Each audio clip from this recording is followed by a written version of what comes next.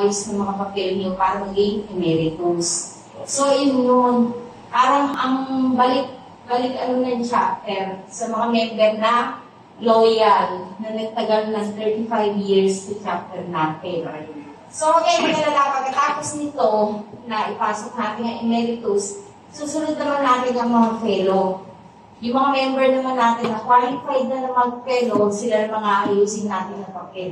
So, kumbaga sa amin, yun na lang namin yung emeritus. Next time, fellow naman ang tutulungan natin na makapasok sa college of fellow. Hindi na natin pinasabay kasi baka mabigla kami ni isa. Mabigla kami ni Vice President. Ang ano po nun, maganda pag maraming emeritus na member ng chapter. Ibig sabihin, ang dami natin na loyal sa chapter, na nag-stay tayo, na dito talaga tayo, ika nga nag-grow. Hindi naman mamamatay. Dito tayo nag-grow as architects.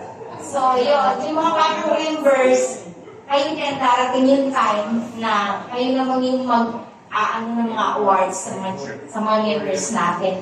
Itong nakikita yung suit ng medalyon, binigay namin ito sa mga member na 60 years old na.